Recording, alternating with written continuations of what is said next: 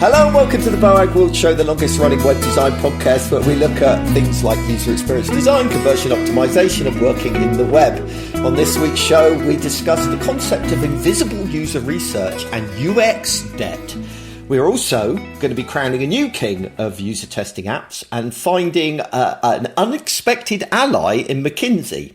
My name is Paul Boag and I'm desperately trying not to look at Marcus Lillington because he keeps trying to make me laugh. Hello, Marcus. Hello, Paul. I'm all right, except for the fact that I'm an old man and I slept on my shoulder funny, and then I got out of bed. Does every show now have to start with you talking about some illness that you've got, or some bit of you that's mainly you, Paul? I was feeling really good, and I went skiing last week and felt very athletic and young. And I went badminton last night. Woke up this morning, I slept on my shoulder funny, and then all of the muscles around it just went into total spasm, and now I can't move. That going.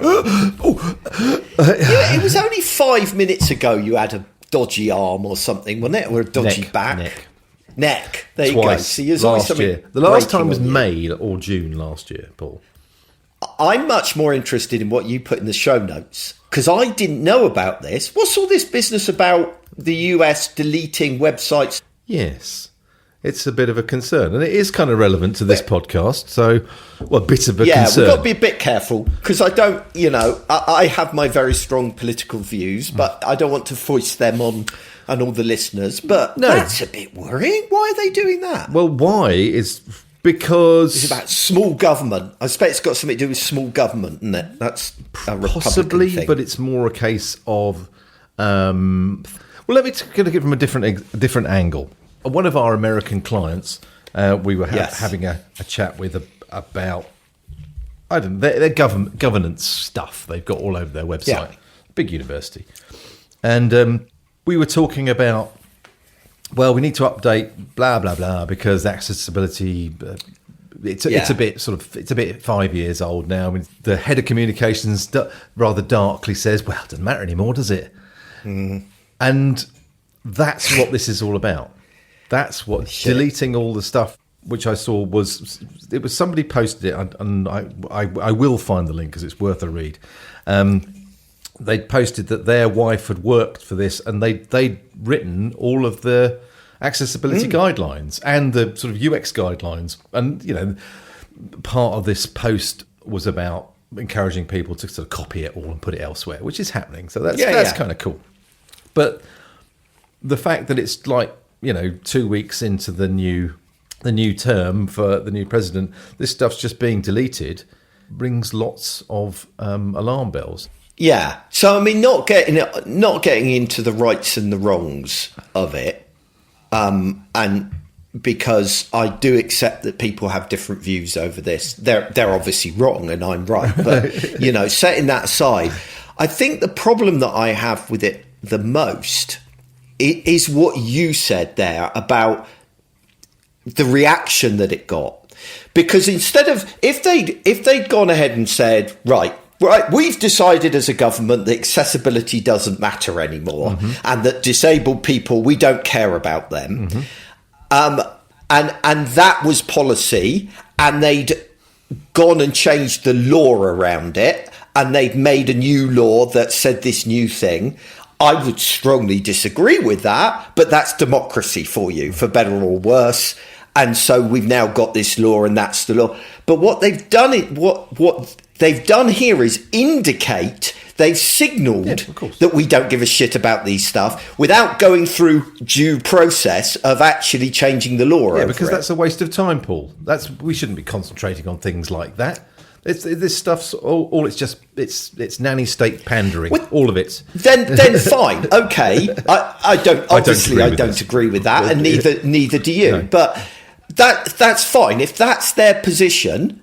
Then repeal the laws. Go through the democratic process of repealing the law. Don't just kind of go, nudge, nudge, look, we've deleted all this stuff on accessibility, nudge, nudge, Yeah, but that's how they operate, Paul. The main point for sharing this is relating to what you in particular, but I've been going, okay, to about the sort of the future of UX and how it's looking a bit, things are turning around and it's looking a bit rosier for us. That I think that the current administration in the States isn't interested in the slightest in what you or I do for a living. Oh no, no, absolutely not. But they are interested in making money. Making money. Yeah. They're interested in technology. They're interested in AI. These are all areas where UXers can have a big difference. So I don't give a monkey's what any administration really says about user experience particularly. I care about how they treat citizens, and I care about especially marginalised citizens and how they're treated. But they don't pose any kind of real impact on my job and my prospects and my future. So, as far as I'm concerned with that. Maybe I am being a bit conspiracy theory here, but I'm not as bullish as you are. That's all. Yeah. It feels pretty bloody dark. Oh, I agree with that. I don't know how to move on from that, really. Talk about some apps that I've written on my notes. Not much to say. Oh, well, that's great then. That's going to be a good continuation. Hey, I'll tell you something, Mime. Before we get onto the apps, I've my continual mission to automate my entire job so I can sit on a beach is going well. Is it? I have to say, I'm making good progress. My latest one, never going to go wrong, is it, Paul? No, of course not. Couldn't possibly backfire at any point. Dear. My latest one is a while back. OpenAI announced what do they call it? GPT tasks, right? Which basically is it sends a prompt automatically to the AI on a schedule, right? Yeah. So you could say once a day do this, once every other week do that, and I couldn't really see a lot of point to it, to be honest, and I couldn't think of a good use case. And then I've suddenly had a bit of a revelation. So every time I have to do one of these podcasts, I have to come up with an app, right? Yeah, of course. And I have to come up with some articles to read, and the articles, the app's not such a problem because of my obsessive compulsive behaviour and desire to play with every new app that comes along. But articles, I'm wading through RSS feeds, and it just takes forever. So now I have a weekly reoccurring ChatGPT task that says, send me a list of apps, send me a list of articles, and why people that are user experience professionals or people who care about user experience will be interested in this article. And what has really sealed the deal for me is, unlike an RSS feed, all these new RSS feed reader things, you can put in specific thing, I want to know Jacob Nielsen stuff or whatever, certain feeds. But they've also got this thing of, hey, give us a subject, man, and we'll give you cool articles in that subject area. Okay. But it's dominated by really poor quality shit if you do that. Lots of Medium articles, that half of which are behind a bloody paywall. But with ChatGPT, I can say I only want reliable sources. I don't want anything from Medium. These are the kinds of subjects I want, and really dial in what I'm after. And it's bloody brilliant. So all 3 articles this week are using that. And the app, I had heard of this app before, but I've gone in and looked at it, and it has now become my new favourite app for any form of user research and testing. And that app is called Useberry, right? If you haven't checked it out, go and check it out. I haven't. Or strawberry. Yes, but Useberry. Useberry. So anyway, I'll talk to the listener rather than you, because, you're not interested in any of this anyway, sitting there with your pretentious Pantone coffee mug. It's really quite sad and old now. I need a new one. It's really poor. It looks pretty manky, if I'm honest. Been through the dishwasher many times. The mould. Yeah. The mould. Why not wash it? Used to, not anymore. But then the orange cape faded off. Yeah. As you were, Paul. Anyway, yes, Useberry. So Useberry, basically. So I've traditionally used Maze, which I still recommend. It's a really good platform, and it'll do loads of usability testing. But there's one thing that it lacked, which really pissed me off and annoyed me, is it didn't do 5-second tests, which I do quite a lot of. I quite like 5-second tests, especially on like static mock-ups and stuff like that. So I was kind of torn between Maze and Lasana, but then Lasana has gone and changed their pricing policy, and it's really quite expensive now, and it's a bit of a pain in the arse. I've got to pull you up on that one, Paul. It's called Listener. Yes, it is. Why did I say Lasana? I don't know. That's a different like as thing. If you're a listener, but you're weirdly. right. No, you're wrong. Actually, it's a Swedish word for listen. Oh, okay.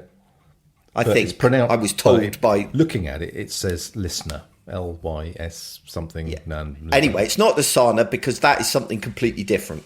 So ignore that. So it was a good job I jumped in there, eh? See, it was. You were paying attention. Uses. Exactly. Yeah. So anyway, basically, Useberry for me now ticks all the right boxes, and I think I will start using it. I haven't yet used it, so it might have an awful user interface and be completely fundamentally flawed in some way. But it does look very good. It offers card sorting, which I like because I don't think Maze does that. I can't remember. It's been a little while. Tree testing, preference testing, 5-second testing, single task tests. It gives you insights on testing like Maze does. In other words, how long it took someone to complete tasks and that kind of thing. That's the good gives part you heat of maps. I like. Yeah, and the heat maps. They're excellent. Yeah, very good. So it's great that it covers all of those things. And the pricing, I think, is pretty damn good. So it's free for 10 responses a month, which it would do for like a basic usability test or something like that if you were just doing one of those a month. Not a lot of good for any surveying or anything like that. But it's only $67 for 300 responses per month. And this is the bit that I like, instead of making you upgrade to the higher package with all these things you don't need if you go over the 300 responses, you can literally just buy more responses up to 2,000. So it's really scalable and nice. Again, haven't used it in anger, but it's looking good on paper. And I know one of my clients picked it up recently and decided that was the one they were going with. And obviously, being my clients, they're incredibly well educated and very well informed. So you were saying that just before we started the call, Paul. Yeah, about how all of my clients are well educated and informed. And I never have problems with any of them. None of them. So let's talk about invisible user research. I'll tell you why this came about. Because I've recently been running a workshop, which I've run several times, about lean UX and how to get started in user experience, doing user research and testing and that kind of stuff for like people who care about that kind of thing within organizations. And it's a very popular workshop, but there is just one reoccurring thing that always comes up, and I've had to adapt the workshop to accommodate it. And that's basically, nobody will let me do it. Yeah, I can't get the budget or time to do it. Yeah. But even from an agency perspective, clients are like, oh, no, we did that 5 years ago and we'll give you that document. Yeah. And we don't want to spend money on that. It's the same thing, isn't it, basically? Yeah, it is. So I've started kind of talking about invisible user research as a concept, where you do this stuff, but it's not kind of advertised and it's not made public. I do encourage people to make the case for user research because I think it is worth doing. And I think we need to get better at making that case. So, I think it's really good. I often make the case by going, well, of course, if we do some user research, and we're seen to do our due diligence, then if anybody criticizes what you've done, Mr. Stakeholder, you've got evidence to back you up. So a lot of the time I'm using that kind of risk management kind of, to not get yourself into shit later approach, which works quite well. And obviously you can make the business impact arguments around reducing risk and improving market fit and speeding up, decision making, so you're not having endless meetings. And then a lot of times, of course, when you're making the case for it, it comes down to just kind of personalizing the message based on who you're talking to. So if you're talking to a finance person, you talk about how it'll save money at the development cycle. And if you're talking to a marketer, it'll, talk about, more effective in the marketplace, more word of mouth recommendation, that kind of stuff. If you're talking to a developer, you talk about how if we can get the prototype right, then you're not going to have to rework things later on down the line. So there's all of that. But ultimately, there's an amazing amount you can do without really talking to anybody, I think. For a start, I advocate for never really asking for permission. And part of the problem is that's what you're doing. You're adding something else in, and you're kind of drawing attention to it, when there are a lot of things that we do where we don't ask permission. You don't ask permission to open Figma. You don't ask permission to plan a project. These are things that just happen because they're a part of how you do your job. And I would argue that to a large extent, the same is true with user research and testing. It's just a part of how we do our job. And I often these days, I avoid adding line items in the budget relating to user research and user testing, and just extend the design activity to cover those things, to cover things like user research and testing. That is part of the design process. And so, people aren't really seeing that anymore as a separate line item. And then oftentimes, I will frame it differently. So I'll look for those hidden opportunities to do little bits of testing. Oh, you want me to present the work I've done so far? Okay, well, I'll need to spend a day preparing for that to get that presentation pulled together. And I'll also do a little bit of user research. So I've got some survey results that I can throw in there as well. Or, oh, you want me to present the design? Oh, well, I better do a bit of testing so that I can present the design properly. And you want me to explore different options of different approaches. Oh, well, yeah, a little bit of testing in there. We'll just sneak that in the back door. So there's a lot of that kind of thing going on. And using kind of existing moments within the project process. The worst thing I think you can do is create a timeline for a project. This is our project, and here is a week of user acceptance testing, and here is a week of discovery, right? Gonna get cut, right? And also, I'm not really a fan of doing user research and testing that way anyway, because, like, for example, a traditional discovery phase, right? Okay, of course, you've got to do some discovery. You've got to work out what your project is and what constraints there are and all that kind of stuff. But in terms of user research, often you don't even know what you need to ask at the beginning. It's not until later that you get stuck partway through a project because you can't work out which of these 20 items in a drop-down list users actually need, rather than the ones that that somebody in management put in here. And so I'll do a little bit of research then, just an hour just snuck in, right, where I do a quick survey, and I buy in 13, 15 people to complete that survey. Okay, now I've got something I can prioritize around, So I'm leveraging those little moments like downtime, when we're waiting for feedback on something. Right, now we could do a little bit of user research. Nobody will know kind of attitude. Or a stakeholder asks you a question, right? And you go, oh, give me a couple of hours and I'll come back to you with an answer with that. And then you can go away and do a little bit of, research to get the answer. Oh, well, a stakeholder asked me, so I have to go away and find the answer. Or there's two people in a meeting that are having a big debate, and about what the best approach is, and you say, well, look, let's shelve it for now, right? And of course everybody makes this big sigh of relief in the meeting because there's these two people going at it and everyone else is sitting there going, well, this frigging never ends. So all you do is intervene and say, look, either of you might be right. Give me a couple of hours and I'll find out. I'll do some testing and get back to you. So the key there is all the testing that I do these days, or the vast majority, not all, but the vast majority is micro moments of research on a very specific thing. So, it's things like, I don't know, a stakeholder turns around and says, oh, I don't think they'll see this item on this page, right? They'll miss the call to action. Right, we'll do a 5-second test. Hour later, got the results, job done.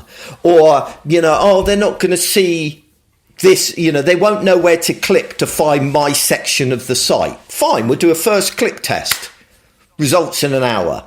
I don't think we fully understand what users' objections are going to be. All right, well, we'll do an objection survey. We can get results in an hour, And so I'm a huge fan of like quick polls, quick A/B. Well, A/B testing isn't that quick, to be fair, but all of these little things that can give you quick feedback. And I use these tools like Usebry and stuff like that. Buy a few users at like $1 a completion or whatever. Throw them away. And throw them away. Yeah, use people and spit them out like the scum they are. Oh no, sorry. That suddenly went. So you need to edit that bit out as well now. So basically, keep it very, very lightweight, and you'll get pushback. You'll get pushback like, "Oh, we can't answer we can't access our audience. They're too busy." Well, use surrogates. Use customer support teams that are working with users on a daily basis. Ask the sales team. Yeah. Right, or leverage. Look at analytics. Yeah, exactly. Or online reviews, or complaints that have been made. And a lot of tests don't even need the exact audience. I mean, if you're testing usability, like will someone spot that? Right. Well, they don't need to be an expert in the content. They just need to be a human. Be able to see something. They have to be a human. Yeah. Preferably a human with the same level of cognitive and physical abilities as your audience. So friends and family, that's great. Anybody outside the organization. And another common pushback is, oh, well, you haven't spoken to enough people. Well, my response to that is, well, it's better than guessing. Right, it's better than a random opinion, and if and yeah, you're right. We probably haven't tested with enough people, so let me test with more people. That's what I wanted to do all along, right? So that's another one. Another one is, oh, your research is bias. That's a really common one. Well, you can minimize that these days. And so what I will often do is say, well, I have run all of my questions through ChatGPT and asked it to make them as unbiased as possible. And that's what I do these days. Anytime I write a question or a scenario for testing, go straight to ChatGPT. I say, make it as clear, concise and unbiased as possible. And I turn the tables on them as well. I say, well, if you're concerned that these questions are biased, let's do some more research to find out, and we'll reword the questions and run another round, right? So it gets you nearer where you want to go. Yeah. The other one is, obviously the big one is, it takes too long. Well, the kind of stuff I'm talking about takes no extra time. I was going to say no extra cost. If you've got access to your audience, it's no extra cost. But you're talking about a few dollars here and there. You're not talking about hundreds or thousands of dollars unless you get carried away. So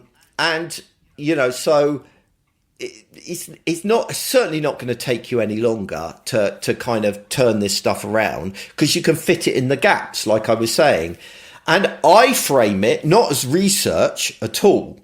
I frame it these days as efficiencies. Right. Well, let's get it right now before it takes, us, because changing it later is expensive and time consuming. and I frame it as risk management. We don't want to make a mistake that will come back to bite us. And then you find people are a lot more open to it. So if you're feeling frustrated, I guess is what I'm saying, and that you're fighting an uphill battle over it, I would encourage you to be optimistic. There are moments where you can slip this stuff in without necessarily needing to ask for permission. Keep it lightweight, keep it informal, no lengthy reports, just actionable insights, quick little tests, and just make it a part of your process. Never flag it as research as such, but just what you do to do your job. That's exactly what I wrote down. Love the idea of framing it differently. I call it something else, and just make it part of your process. That's it. Yeah. You're not saying, I need to do this more stuff. It's just what you do. And that's how I do it these days. You won't find me talking about, we need a week of this or 2 weeks of that. I just say, in fact, sometimes clients specifically ask me now because they expect, people will hire a user experience consultant, expect me to come back and say, we're going to do a, 8-week discovery phase and we're doing 28 user interviews and all this stuff. And so I just go back and say, well, we'll see what we need as we get to it kind of attitude, which I think throws them sometimes. But I'm not a fan of doing this shit unless it's answering a specific question in a moment. I don't like doing research for research's sake. I think I'm too lazy. Yeah, it depends. I mean, what we're talking about here, I'm imagining, is you've got a piece of work. You're developing a digital product of some sort, and you're not absolutely sure of the best way to design it. So therefore, you want to do little bits of research to support what you're doing. Testing, really. It's testing along the way to make sure you're doing what you're make sure you're making the right decisions. As it's risk management, you're doing stuff that will hopefully avoid further costs in the future. However, if we've been hired in the past by organisations to research who their users are. Now that's a different that's a different thing. But absolutely. If you're looking at we're developing stuff. We're looking, but it might be an internal team that looks after a big website and they are trying to improve aspects of it, and people are going, make more money. You team, you update this. I think it should be green, and then we'll make more money. And in that situation, it does come down to a lot of the time of standing up for yourself, and therefore, it's very easy for the likes of us to turn around and say, well, you just make it part of your processes.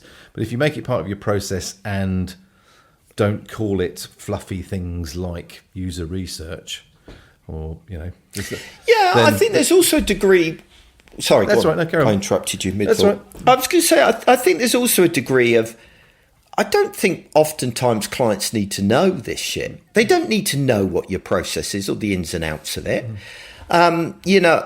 Take for example, I'm working on a website redesign. They've got multiple sites and they want them to bring them together.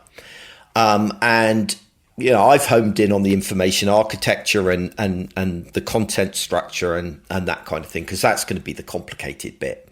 But actually, these guys really know their audience. It's not a big hierarchical organization. The owners are talking to customers every day.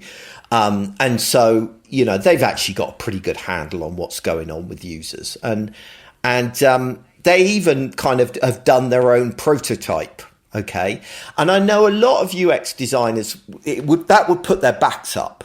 Who do these people think they are? They've gone and done this prototype. And there are problems with the prototype, right? There are things wrong with it, with the information architecture, but they're kind of heading down the right line. And I can look at it and go, do you know what? They're not far off here. And so the proper way, the official way of doing it was, we'll do a top task analysis and we'll gather all the things and people will vote on them. And then we'll do an open card sort to see how people organize these into the mental model. Then we'll do a closed card sort to make sure that all the tasks fit into the information architecture that we've created. And then we'll do tree testing to make sure. And I'm looking at it and going, I think I think I could just make some tweaks, make an educated guess, and we'll jump straight to the tree testing and see if I'm right or not. And if I'm wrong, then we'll go back and do all of those things. So you've got to be really pragmatic about this stuff, I think is what I'm getting at, and not have this set process you go through for every single project of like, we must do a discovery phase and now we must do this, you know?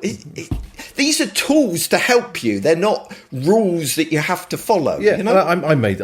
I used an example earlier of, and we did user research 5 years ago. That research might be it might have been bangingly good, and you don't need to do any. They hand you a document, you read it, you're informed. Off you go. You know, chances are it isn't that. But. Yeah, and you've got, and that's another thing that I say in this course is, you know, the first thing I try and do is just hoover up anything relating to the user that the organisation has, and then I look through it, and I'm basically looking for three things: gaps in the research where there's something I need to know that's not there, out of date information. So I'm particularly these days paying attention to anything that was produced pre-COVID, because I think people have changed a lot in the way they interact with digital tools. So I'm worried about that. And then the third is stuff that I think is suspicious. Yeah. Do you know what I mean? When you get something through and you think, yeah, someone's just made that up. Yeah. There's no actual research behind that.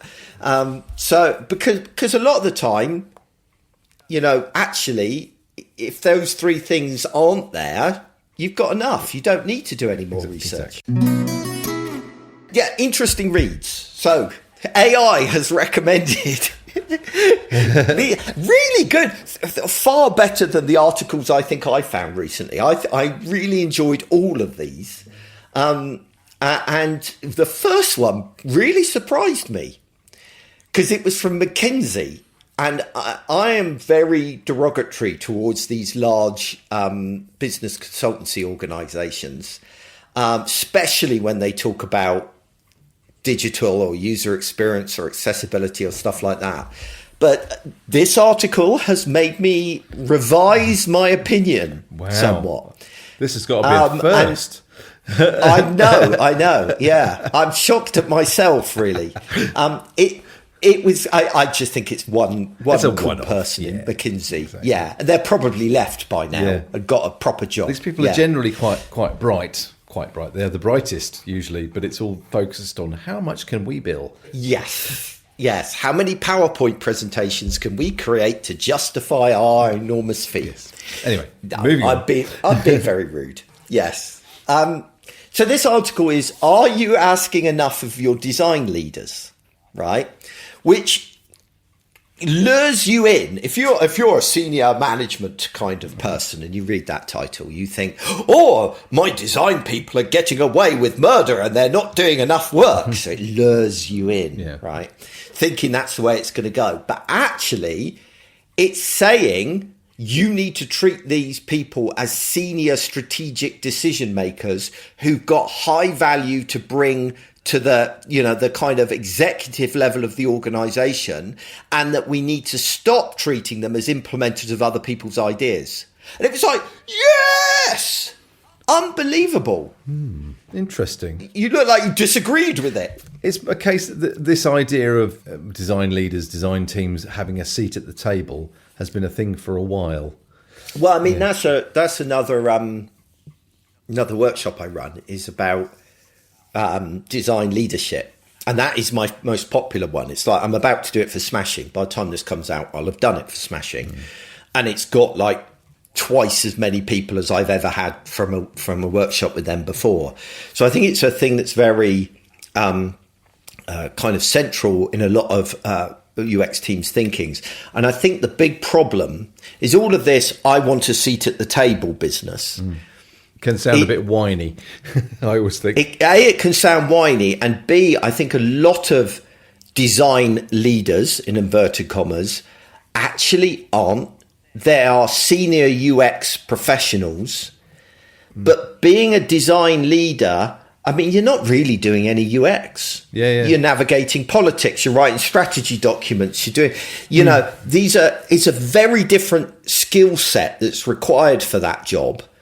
And I think McKinsey are right in this article that proper design leaders are the kind of people that should have a seat at the table, because I do think they know how to communicate well with business leaders and work at that level. But I think a lot of the people that are doing that supposed job are not equipped. And that's not a criticism of them. It's that they're promoted into these positions and told to get on with it. And they're given no training, right? There's no help out there. There's me and a couple of other people that talk about this stuff, but that's about it. And so it's like, well, that's a bit shitty, really, just to kind of throw people in. And then they complain that UX isn't bringing a good enough return on investment or isn't living up to their unrealistic expectations. You're under-resourcing them. You've not got proper leadership in place. That leadership has not been trained properly. So, yeah.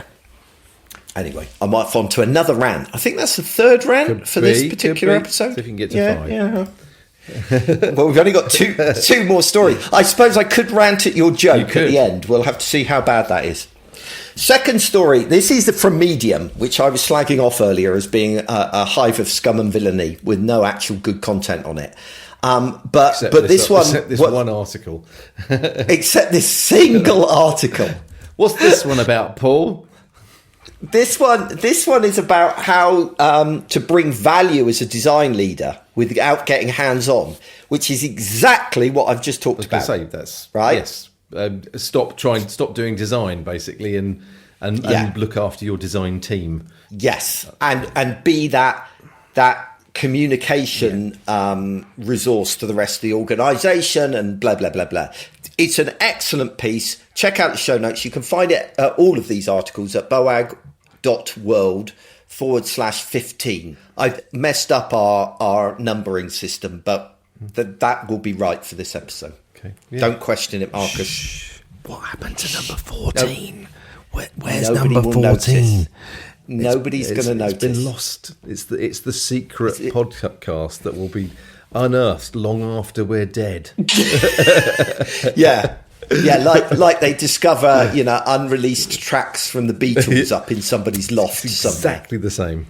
Exactly the same. Yeah. And then the final one is from Nielsen Norman Group. They've got a really good way of positioning UX as from a business perspective, and they are introducing this concept of UX debt. Just like you have tech debt, you have UX debt, and so it's brilliant article, which basically says, when you take design shortcuts, which you have to do sometimes during the development of a product, it has a consequences, and there is a build-up of UX debt. And so it talks about strategies for identifying and prioritizing and addressing UX debt to prevent those long-term issues building up. Very good article, definitely worth a read. So check that one out as well. So I didn't manage to rant at those last two, although you said nice things. I did come back to ranting at Medium a little bit, so we got that in. But now that means I have to rant at your jokes. So whatever you say now, I'm going to criticise. By chance, it's actually continuing the theme of invisibility. So there you go. Oh, really? Yeah. Oh, there you go. This is another Daryl Snow joke. Keep them coming, Daryl.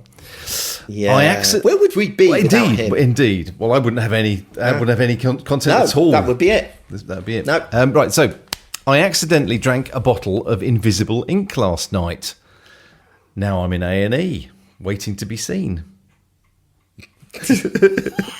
Yeah. See, that's perfect. That's the right pitch. Bad puns. That's what I like. Oh, come on, that's a good one. I like that one. That's a very good one. Yeah, I enjoyed that one. Can't criticise that one, Daryl. Sorry. Okay, so that wraps it up for this week's show. Hope you enjoyed it, and we will speak to you next time, I guess. That's what we do every 2 weeks. It's episode 24. Until we die. Yeah. Bye. Bye.